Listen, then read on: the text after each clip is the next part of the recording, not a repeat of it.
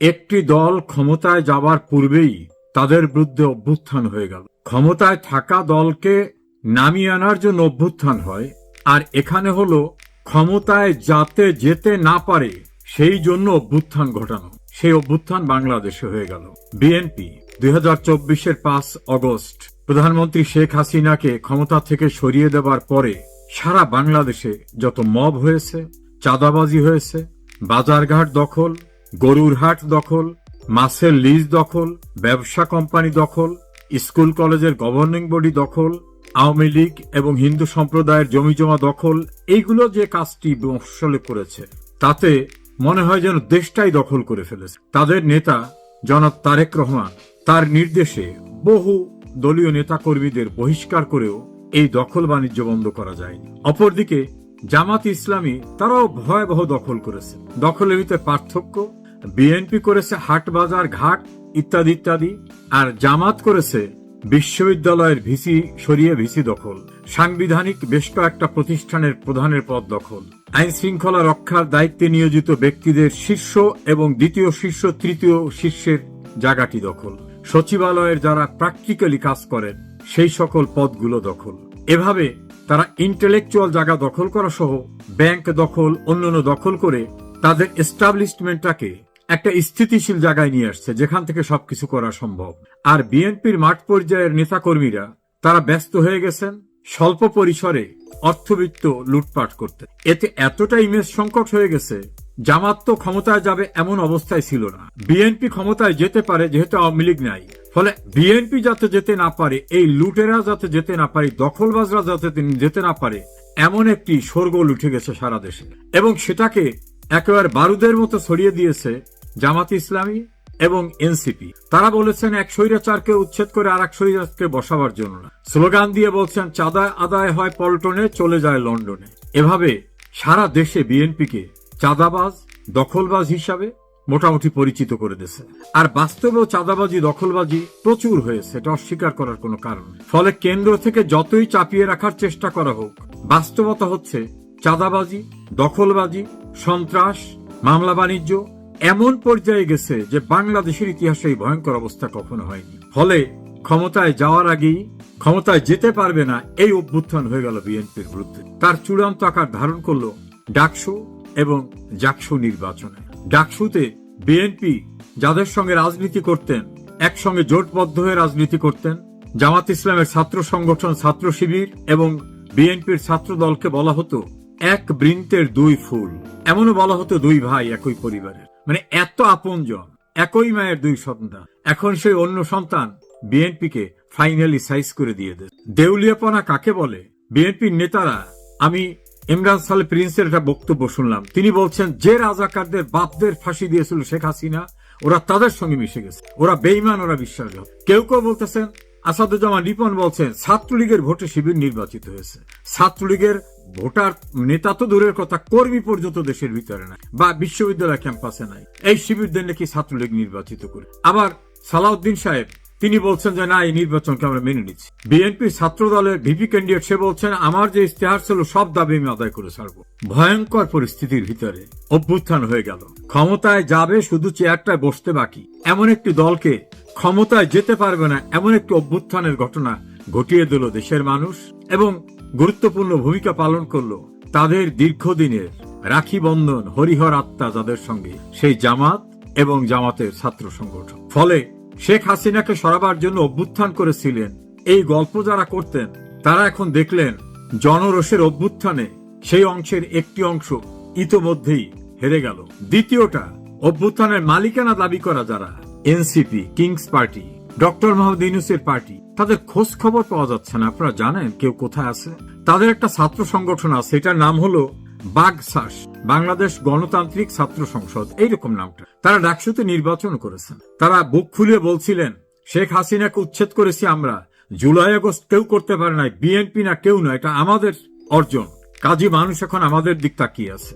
এখন তাদের ভোটের ফলাফল খুঁজলাম, নিচের দিক থেকে প্রথম হওয়ার মতো অবস্থায়, আলোচনার ভিতরও নাই। এনসিপির নেতাদের ইন্টারভিউ নিয়েছে সাংবাদিকরা যে কি ব্যাপার, আপনাকে ছাত্র সংগঠনে এই অবস্থা কেন? তারা বলল ওদের আমাদের সঙ্গে কোনো পরামর্শ করে নাই। আবার এই এনসিপি এবং তাদের যে বাকসাস এখান থেকে প্রায় 200-র অধিক নেতাকর্মী ইতোমধ্যে ত্যাগ করে চলে গেছে।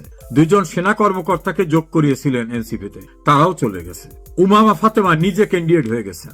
এভাবে এনসিপি নামক যে সংগঠন এবং তাদের যে ছাত্র সংগঠন, যারা জুলাই আগস্ট কথিত আন্দোলনের একক মালিকানা দাবিদার, সেই সন্ত্রাসী কর্মকাণ্ডকে আন্দোলন দাবি করে মালিকানা দাবিদাররা হারিয়ে গেছে, খবর টবর নেই। তাহলে অভ্যুত্থান হয়ে গেল, তারাও হারিয়ে গেলেন। কোথাও কারো শব্দ টের পান?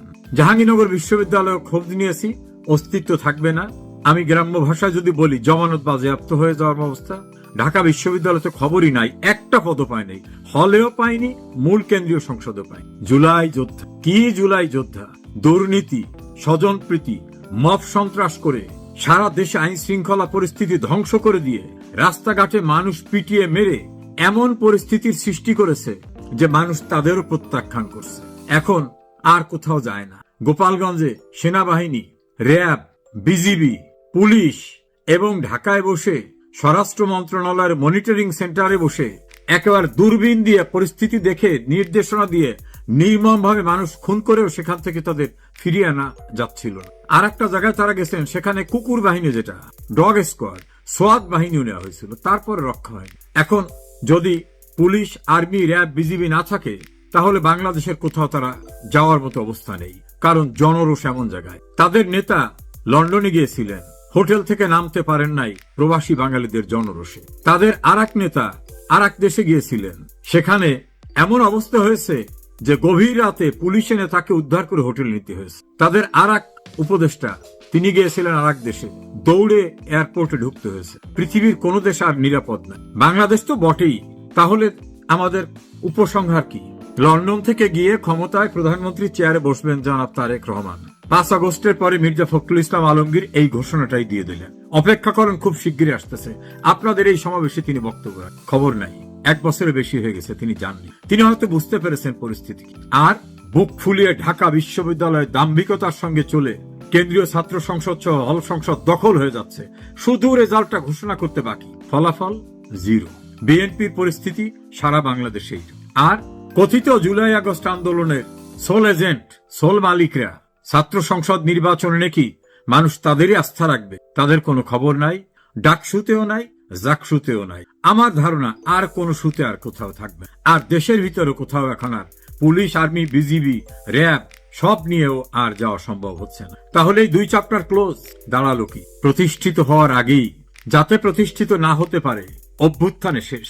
ওই সম্পাদক আমাকে বললেন, দুধকে যখন জাল দেওয়া হয় উতলে ওঠে, তখন অনেকের ধারণা, আরে এত দুধ রাখবো কোথায়? আগুনটা যখন একটু নিভে যাওয়ার মতো অবস্থা হয়, তখন দেখে উপচে পড়ে হাড়ির নিচে, তলানিতে আর নাই। এই হঠাৎ করে সন্ত্রাস করে, মফসরে সন্ত্রাস করে, মানুষ খুন করে, আইন শৃঙ্খলা পরিস্থিতি ধ্বংস করে, প্রশাসনকে ব্যবহার করে উত্থান দেখানো যায়। শেকড় যদি মাটিতে গ্রথিত না হয়, মানুষের ভালোবাসার কাছে না যাওয়া যায়, মানুষ যদি আস্থায় না রাখে, তাহলে ঘটনা এরকমই হয়। পরে আমি দেখলাম আমার বন্ধু সম্পাদকের কথা সঠিক। 2টি অভ্যুত্থান হয়ে গেছে।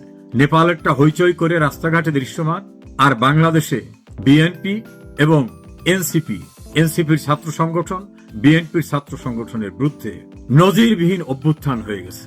এখন পাগলের প্লাপ বলতেছে ছাত্রলীগের ছেলেরা ভোট দিছে। তা বিশ্ববিদ্যালয়ে তাহলে ছাত্রলীগের এত লোক আছে, ছাত্রলীগকে নাকি প্রত্যাখ্যান করছে। মানে এত খারাপ যে ওদের কেউ ভোট দেয় না, ওদের ইউনিভার্সিটি টিকতে দেয় না। এটা হলো বিএনপির বক্তব্য ছিল।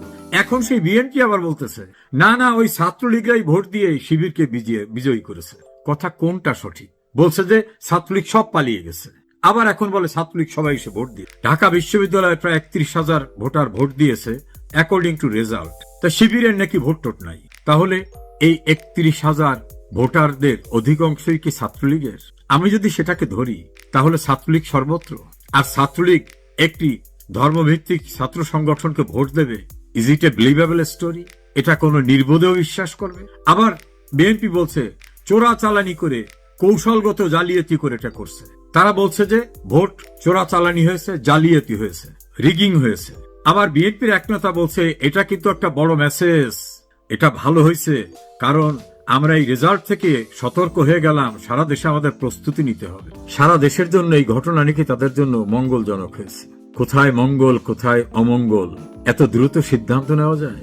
রাজনীতির দূরদৃষ্টি না থাকলে, পরিপক্কতা না থাকলে যা ভাবেন তাই হয়। রাস্তাঘাট এখন লোকজনে বলতেছে। একজনের আজকে একটা ইন্টারভিউ দেখলাম একটা পত্রিকায়, এবং তার ভিডিওটাও দেখলাম। তিনি বলছেন, আমি বিএনপি করতাম, আমি এখন আওয়ামী লীগ করি। কারণ যেভাবে সন্ত্রাস করেছে বিএনপি, যে ঘটনা ঘটিয়েছে, আর তাদের সঙ্গে নাই। অন্তত 5 জন রাস্তার লোকের ইন্টারভিউ দেখলাম ওই পত্রিকার অনলাইনে। তারা বলছে যা কিছু দেবারে দেশে শেখ হাসিনা দেশে, এবং দেশ শাসন কিভাবে করতে হয়, মানুষের কল্যাণ কিভাবে করতে হয়, সেটা শেখ হাসিনাই জানে, তাকেই দরকার। এবং গণহারে রব উঠেছে। আগেই ভালো ছিলাম, আগেই মানে শেখ হাসিনার সময় ভালো ছিল। আওয়ামী লীগকে বাদ দিয়ে নির্বাচন করে সরকার গঠন করবেন।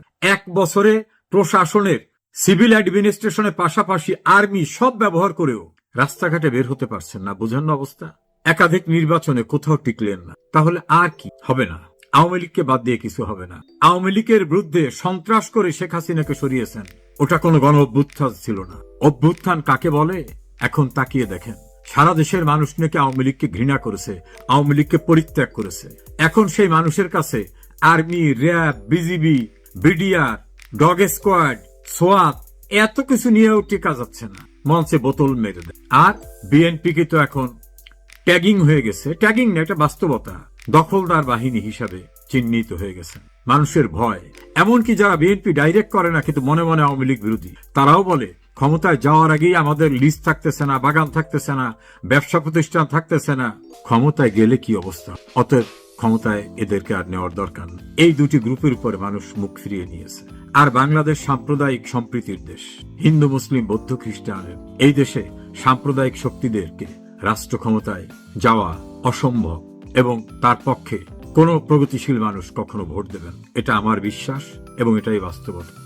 এমনকি বিএনপির সঙ্গে ঐক্যবদ্ধ জোট করে জামাত যে ভোট পেয়েছে, তার চেয়ে ভোট বাড়ার কোনো কারণ নেই। যদিও বাড়ে, তাতেই বা কত পার্সেন্ট বেড়েছে? ব্র্যাক বিশ্ববিদ্যালয়ের যে ইনস্টিটিউট ইন্টারভিউ নিয়েছেন, জরিপ করেছেন, তাতে জামাতকে যারা মুখ খুলেছেন তারা 10% ভোট দিবেন এটা বলেছেন, আর বিএনপি কে 12%, তাহলে 22%, আর এনসিপি কে 2%, আর আওয়ামী লীগ নিষিদ্ধ জানার পরেও 7% বলছে যে আওয়ামী লীগকেই ভোট দেবো। কত দৃঢ়তা তাদের! দলের কার্যক্রম নিষিদ্ধ, তারপর বলে আওয়ামী লীগকে ভোট দেবো। 14% বলছে কাকে দেবো আমি মুখ খুলবো না। তারা জানে যে মুখ খুলে যদি পরিচয় দেয় যে উনি কে, তাহলে মব নেমে আসবে। তাহলে 14 আর 7 কত হয়? 21। আর বিএনপি কত? 10। সরি, জামাত 10, বিএনপি 12। আর 48% মানুষ বলছেন কাকে ভোট দেবো এখনো সিদ্ধান্ত নেয়নি। এই 48% মানুষের ভিতরে বিএনপি জামাত হওয়ার কথা, কারণ দেশ তো এখন বিএনপি জামাত চালায়। এরা যদি সেই রাজনীতির আদর্শ লোক হতো, তাহলে তো তাদের দ্বিধাদ্বন্দ্ব থাকার কথা না। তারা নির্বিঘ্নে বলবে যে আমি বিএনপিকে, জামাতকে ভোট দেবো। তাহলে 48%, 14% এবং 7% সব মিলে প্রায় 72% ভোটাররা আপনাদের চায় না। আপনাদের বলতে বিএনপি, জামাত, এনসিপি কে চায় না। একটা দেশের 100-র ভিতরে 70-72 ভাগ মানুষ যাদের পক্ষে সিদ্ধান্ত দেয় না, চায় না, তারা কিভাবে জনপ্রতিনিধি হবে? তারা কিভাবে দেশ শাসন করবে? প্রশ্নই ওঠে না। তবে ভালোই হলো, নীরব অভ্যুত্থানে দুটি দল চূড়ান্তভাবে বিনাশ হয়ে গেল জনগণের কাছ। এটাই কিন্তু বাস্তবতা। আমার আজকের এই পলিটিক্যাল অ্যানালাইসিস দয়া করে মনে রাখবেন, আগামী নির্বাচনে মিলিয়ে দেখবেন। আমি ভবিষ্যৎ জানতা নই, কিন্তু রাজনীতির পথ পরিক্রমায় একজন ক্ষুদ্র কর্মী হিসাবে স্কুল ছাত্র জীবন থেকে শুরু করে অনেক অধ্যায় দেখেছি। সামরিক শাসকদের শাসন দেখেছি, এরশাদের স্বৈর শাসন দেখেছি, আওয়ামী লীগের রাজনীতির সঙ্গে থাকায় সেটাও দেখেছি। আমার এই অ্যানালাইসিস, আমার বিশ্বাস প্রতিফলিত হবে। পলাতক শেখ হাসিনা 1 বছর পরও মাটিতে নামলেন না, জনগণের মুখোমুখি হলেন না, তবে আক্রমণ চালিয়ে গেলেন ভার্চুয়ালি। প্রশ্ন উঠছে, এই কি জননেত্রীর দায়িত্বশীলতা? শেখ হাসিনার ভাষণে ছিল একগুচ্ছ হুমকি, পুরনো অভিযোগ আর বিরোধীদের দোষারোপ। কিন্তু প্রশ্ন হচ্ছে, নির্বাচন নিয়ে কোনো জবাব নেই। ডক্টর ইউনূস, সেনাবাহিনী, গণমাধ্যম সবাইকে একহাত নিলেন, অথচ নিজের দলের ভেতরের দুর্নীতি নিয়ে একটাও কথা বললেন না। তিনি দাবি করলেন দেশ উন্নয়নের পথে, কিন্তু সেই উন্নয়ন কি শুধুই ভার্চুয়াল? যেখানে জনগণ নেই, গণতন্ত্র নেই, ভোট নেই, সেখানে কিসের উন্নয়ন? 1 বছর ধরে দেশের বাইরে থেকে ভার্চুয়াল বক্তৃতা দিলেও তিনি দেশে ফিরছেন না কেন? জনগণের সামনে দাঁড়াতে ভয় পাচ্ছেন কেন? আইন আদালতের মুখোমুখি না হয়ে কেবল হুমকি ধামকি দিলেই কি নেতৃত্ব প্রমাণিত হয়? এটাই কি সেই নেতৃত্ব যার উপর বাংলাদেশ ভরসা রাখবে? বাংলাদেশের ভবিষ্যৎ কি ভার্চুয়াল বক্তৃতায় বন্দী থাকবে, নাকি জনগণ এবার নিজেদের সিদ্ধান্ত নেবে মাঠে নেমে? আপনার মতে শেখ হাসিনার ভার্চুয়াল বক্তব্য কি বাস্তব রাজনৈতিক দায় এড়ানোর চেষ্টা, নাকি কৌশলগত পাল্টা আক্রমণ? তো আজকে এই পর্যন্তই, কিন্তু প্রশ্নগুলো এখানেই শেষ নয়। এই দেশ, এই রাজনীতি, এটা আমাদের সবার। আপনি, আমি, আমরা সবাই মিলে গড়ে তুলব সচেতনতার একটা মঞ্চ। আপনার ভাবনা, আপনার চিন্তা এবং আপনার মতামত আমাদের দরকার। তাই কমেন্টে লিখে জানান এই মুহূর্তে আপনি কি ভাবছেন এবং আপনি কোন দিকে তাকাচ্ছেন। রিপাবলিক অ্যান্ড পলিটিক্স কেবল খবর বা বক্তব্যের জায়গা নয়, এটা একটা ভিন্ন মতের প্ল্যাটফর্ম। এখানে প্রশ্ন করার সাহস আছে, সত্যের পেছনে ছুটে চলার স্পর্ধা আছে। চ্যানেলটি ভালো লাগলে অবশ্যই সাবস্ক্রাইব করে পাশে থাকুন, কারণ একটা ক্লিকেই হতে পারে হাজারো অন্ধকার ভেদ করে আলো খোঁজা শুরু। ফিরছি পরের পর্বে আরও খোলামেলা বিশ্লেষণ নিয়ে। সে পর্যন্ত সবাই ভালো থাকুন, সুস্থ থাকুন। আল্লাহ হাফেজ।